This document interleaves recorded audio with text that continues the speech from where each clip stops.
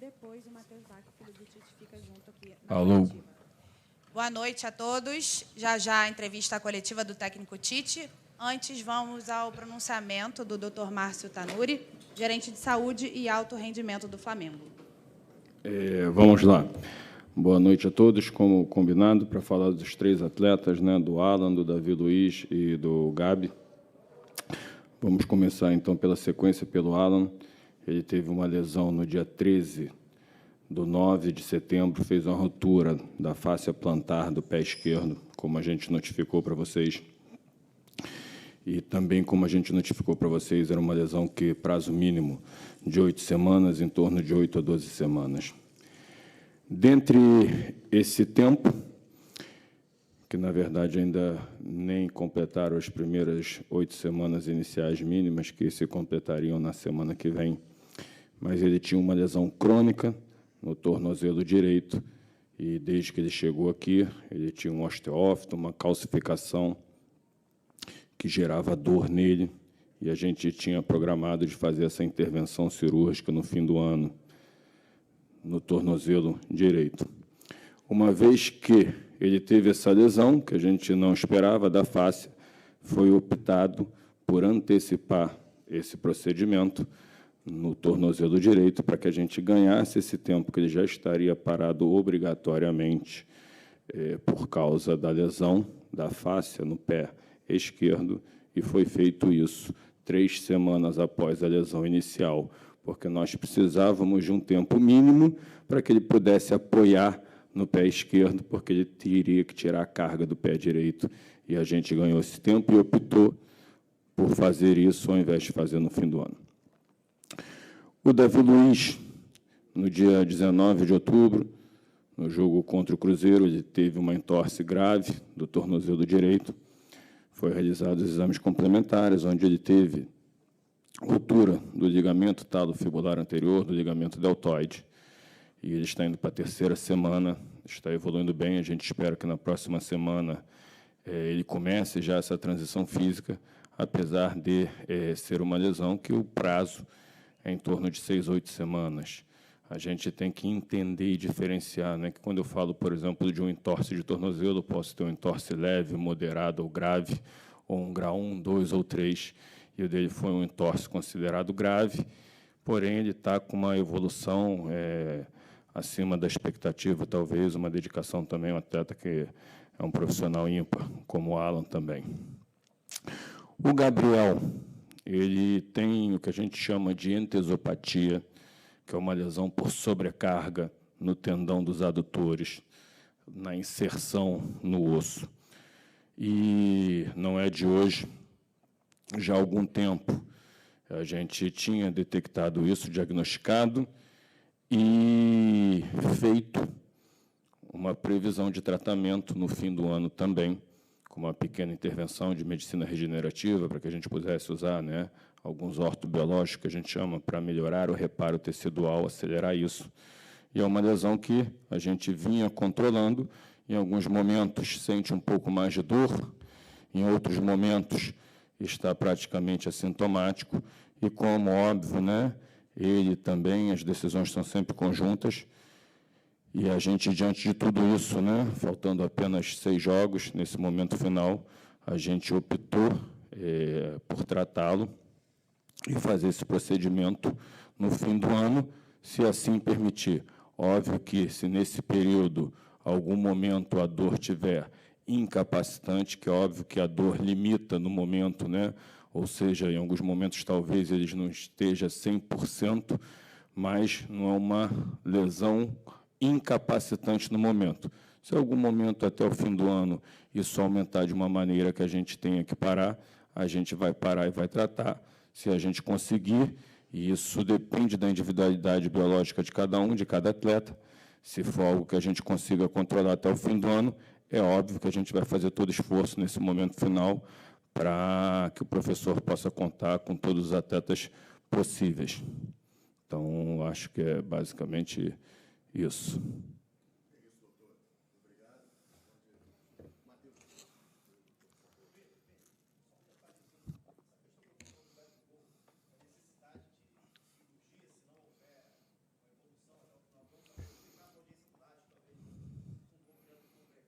Tá, não é uma lesão cirúrgica, né? Então, como eu falei, é um tratamento que a gente chama de medicina regenerativa. Hoje em dia você tem várias terapias e isso estimula o reparo que a gente vai fazer, né? São terapias que estimulam o reparo tecidual para que melhore a vascularização, a cicatrização, né? Então, por sobrecarga, tem um tendão que está inflamado, né? E, na verdade, é um tratamento, é uma intervenção, digamos assim, por isso que a gente está tentando, né, controlar para que faça no fim do ano, porque não é uma cirurgia, mas tiraria ele de alguns dias de treinamentos e jogos, e a gente sabe que aqui alguns dias são uma eternidade, né, no nosso calendário. Então, a gente está fazendo todo o possível, sempre controlando, da mesma maneira, né, que o controle de carga hoje é diário, evolução no departamento médico também.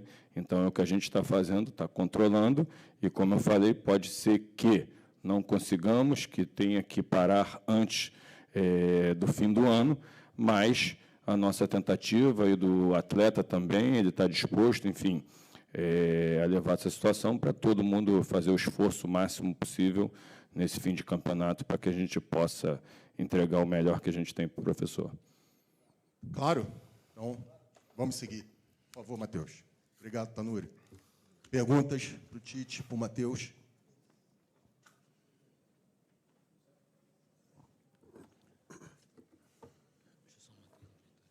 Boa noite, Tite. Boa noite, Matheus. Eric Faria, TV Globo, Sport TV. Tite, hoje a gente viu o Everton Cebolinha, mais uma vez, repetir uma grande atuação. Foi eleito, inclusive, até o craque do jogo na nossa transmissão e tal.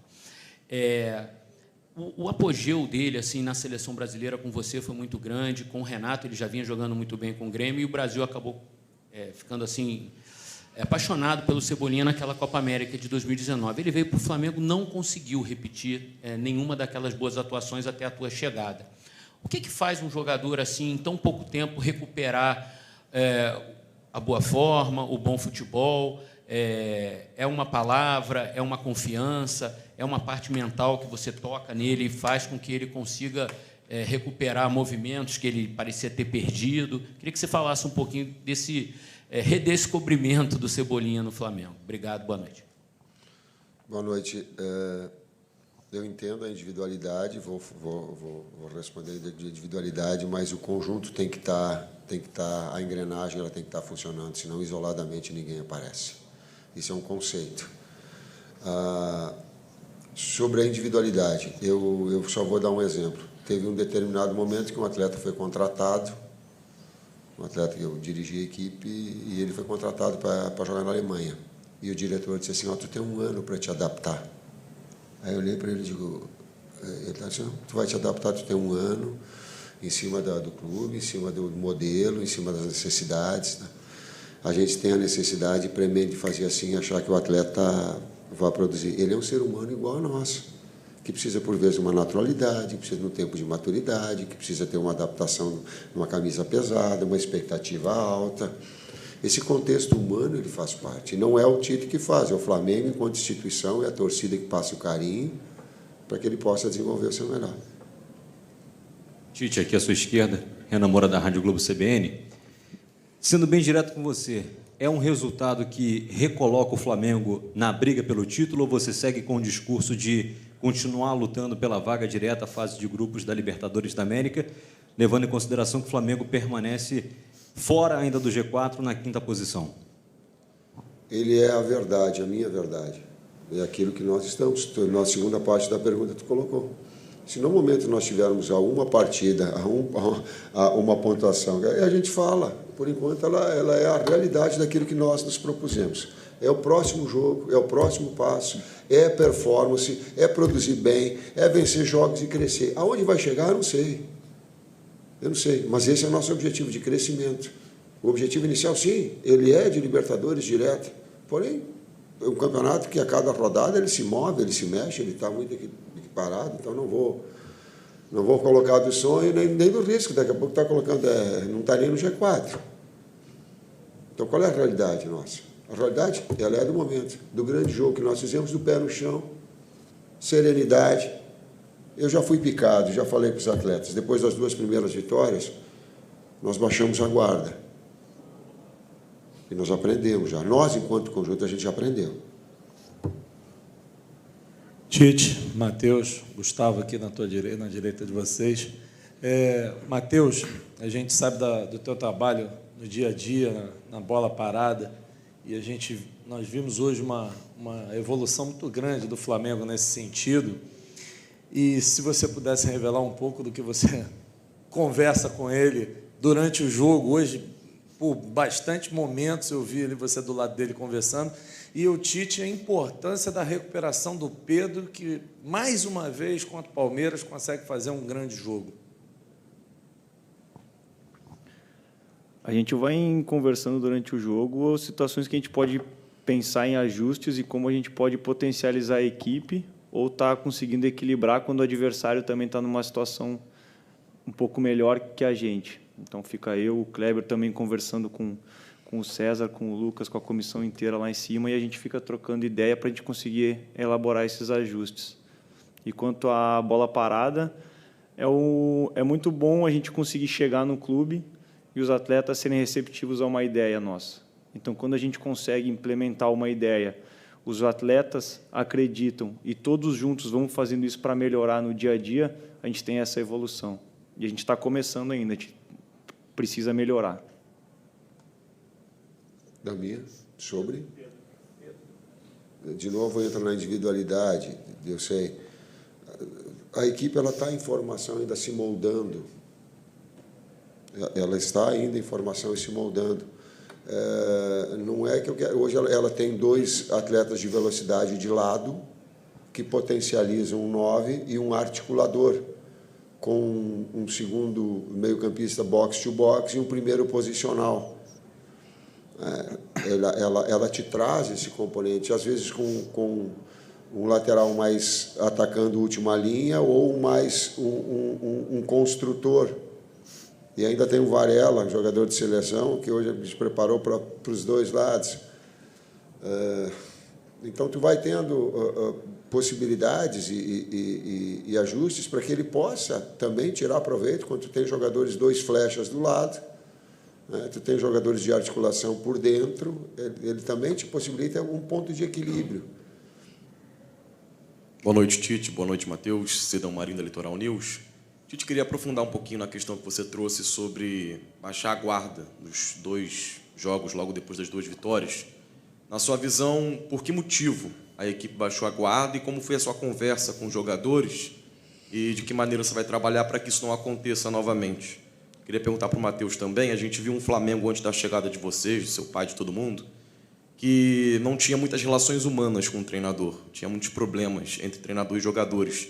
E a gente percebe que você, o Kleber, o César, seu pai, todo mundo tem uma relação muito próxima com os jogadores, fazem questão de ter essa relação humana. De que maneira isso está importando e está fazendo a diferença no trabalho do Flamengo para buscar essas vitórias na final da temporada? Obrigado.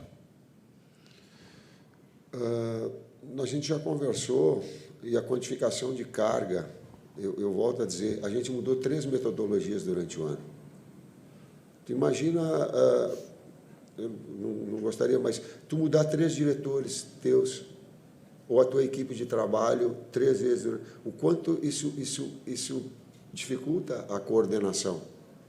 Às vezes um gosta de volume, outros gostam de intensidade, outros baixam. Um daqui a pouco faz a bola parada como uma marcação individual, outro posicional, outro mista. Sabe, isso tudo entra na cabeça do atleta, é muito difícil.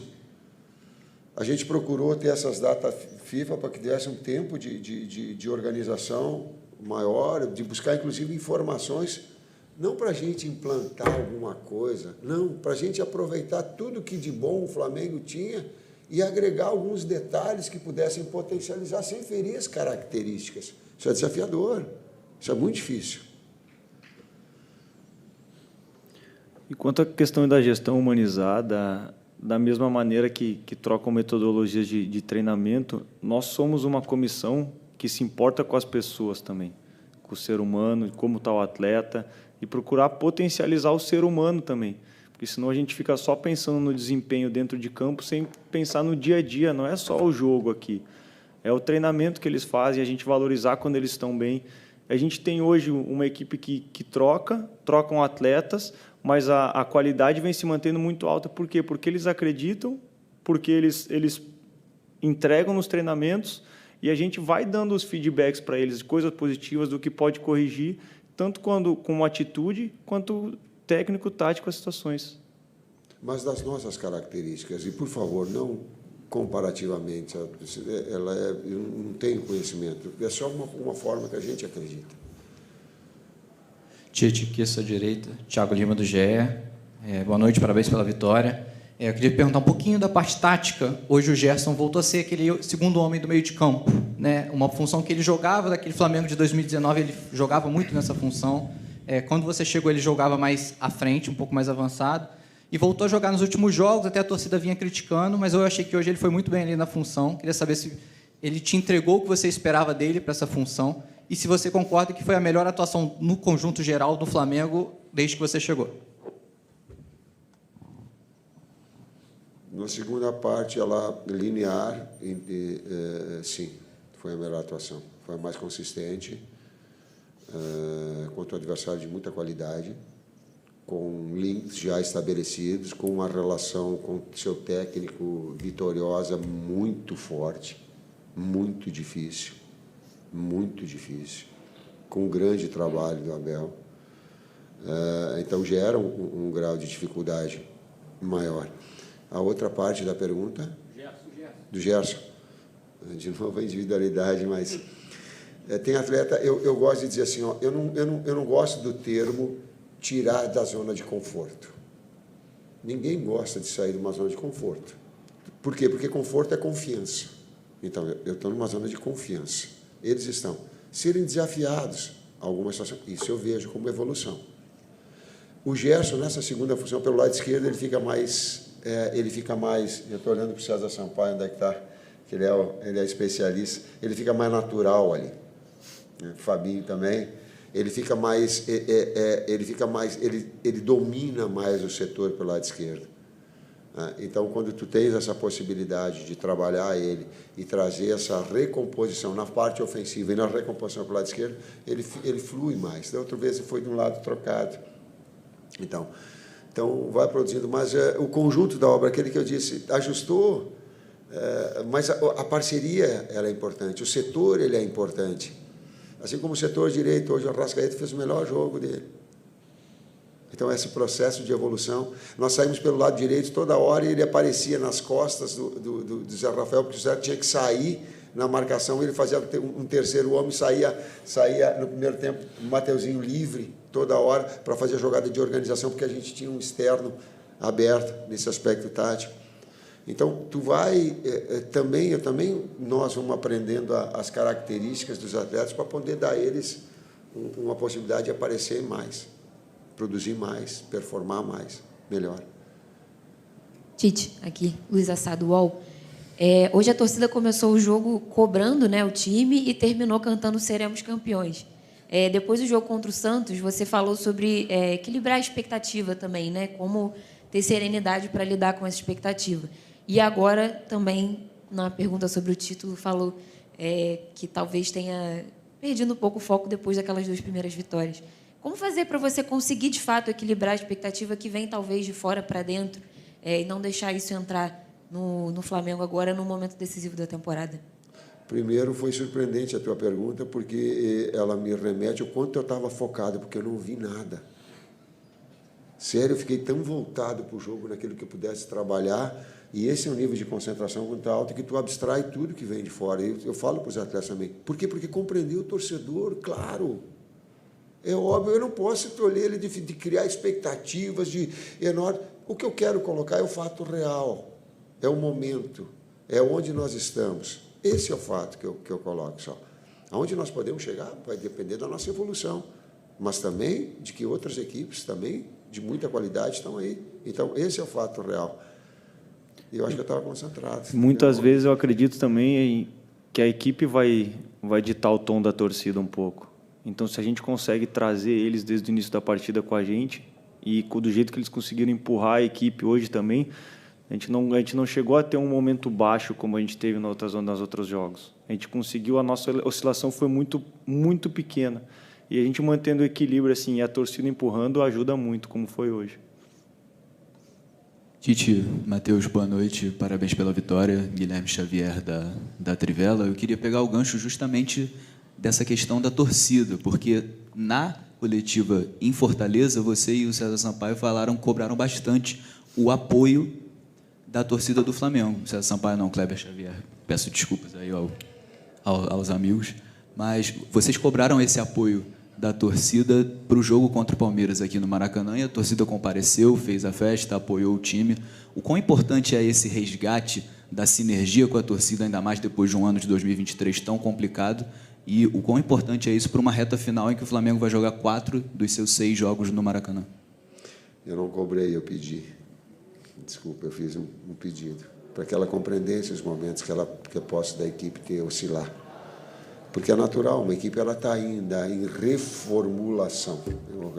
Ela tem um esqueleto, mas ela está em reformulação. Com atletas, por vezes, sem a sua melhor da sua condição. Eu reitero aqui em relação ao Gabi. O Gabi vem com um problema, mas nós precisamos ir se colocando à disposição, sabe? Dando a sua parcela de contribuição, assim como todos, a gente ter essa doação um pouco. Porque atleta de alto nível, eu acho que nunca vi o atleta de alto nível sem dor.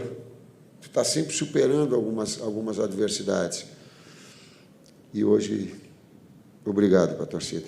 Muito obrigado. O carinho com que ela trouxe e o atleta precisa, porque às vezes não é a hora que ele acerta.